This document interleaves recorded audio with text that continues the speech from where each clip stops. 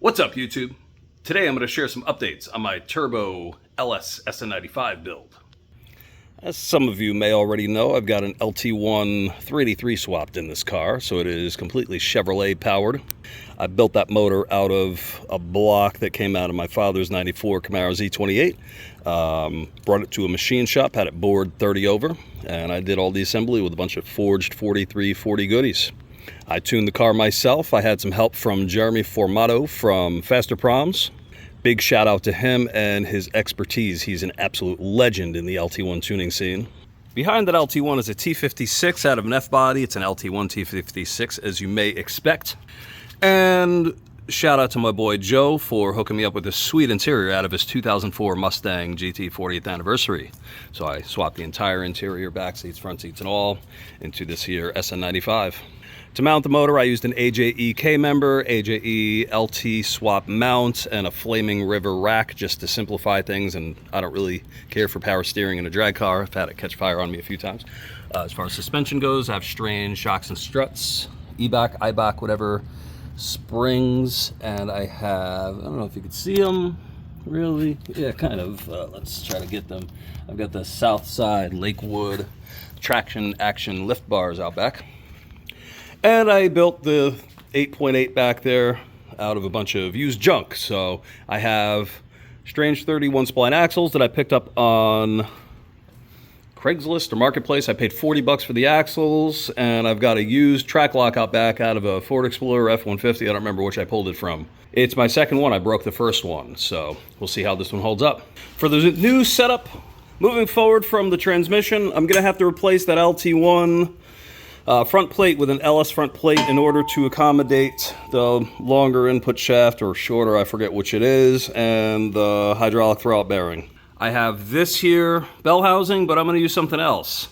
I picked up that McLeod throwout bearing, that McLeod bell housing, so that should do pretty well. It's a scatter shield that should help keep my feetsies nice and safe in case that twin disc clutch decides to explode. I know that it's a McLeod box, but it is a monster clutch. I picked it up used. I picked everything up for this build used. Monster twin disc with Kevlar discs. Hopefully it doesn't slip. If it does, then I guess I'll replace the discs with something else. The rest of the clutch looked to be in really good condition, including the discs, but you never know with Kevlar discs. Onward to the changes I'm making for the motor. There's my new motor mounts. That's for the LS, whatever you want to call it, LQ4. It's a 6-liter that started off as two separate 6-liter bottom ends that I picked up for 150 bucks. Yeah, 150 bucks, go figure. One had a couple broken pistons, a couple bent and snapped connecting rods. It was a Gen 3 motor. The other one was also a Gen 3 motor, but had the Gen 4 internals. That one suffered an oil pump failure. So what happened is the release valve, whatever the fuck you call it, I'm not an expert, that got stuck, and so there was no oil pressure in the motor, and it caused the first two bearings to spin. It was just rod bearings. All the mains looked okay. I didn't look at the cam bearings because, you know, if you look at those, they're not going to be good. And I looked at the cam bearings, they're fucking fine. So I didn't bother changing those. I did change all the rest of the bearings of the motor. I threw the crank from motor A into motor B. I honed all the cylinders. There was a little bit of water pitting in one of the cylinders. I honed the living piss out of that one. I set the gap to 28 thousandths, top and bottom, something like that, 26, 28 thousandths, whatever. And so it's a stock bottom end LQ4 at this point. It's got a Howard's Racing cam in it, 216, 224 on a 115 LSA or 114 LSA, forget which. Should make nice mid-range power. I'm going for average power with this build because average power is what gets you down the track. I'll elaborate that on another video, I've got a stock LS1 F-body oil pan.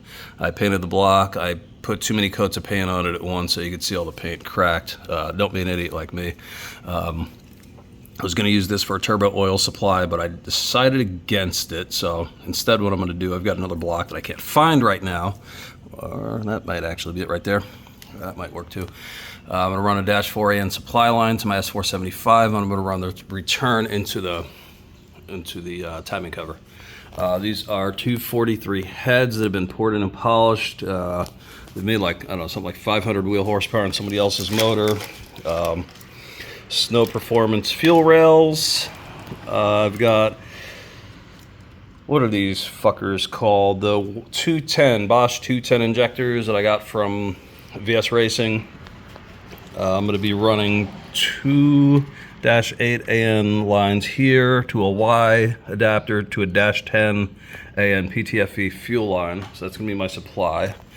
For the return, let me zoom you out a little bit. For the return, I'm going to come off here with a small line, go underneath there, and go right over here. And on either side here, I'm going to have a -8 AN orb, ORB fitting, whatever you call it, directly into the fuel pressure regulator. And then on the other side, I'm going to go to the other side of the fuel pressure regulator, come out with a -8 AN PTFE return line, because this is going to be an E85 combination, given I'm running, I think, about 10.4, 10.5 to 1 compression, something like that, with the 62cc chambers on these heads. Texas TSP 660 springs, LS7 lifters that I got from eBay used. Took them apart, cleaned them up, put them back together.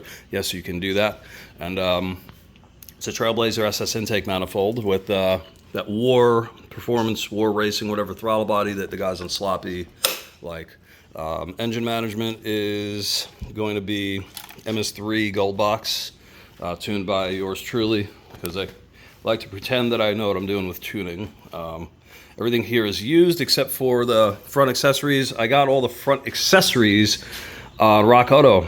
They had some good sales on F-body accessories, and I made all that work. The only thing that I have going off the main pulley here currently is the low slung F-body alternator. Keep it out of the way of the turbo, which is going to be right there. And I've got the F-body water pump. So I am going to need to figure out what I'm going to do with this here. I'm probably going to remove these, put some elbows so they can go straight down, because my turbo plumbing is going to be right there. Stepping back for a moment on the note of the fuel system, I was talking about -10A in feed, -8A in return. There's my -10A in feed, my -8A in return. I picked the CPE top hat up off eBay, used, well, brand new box for 200 bucks.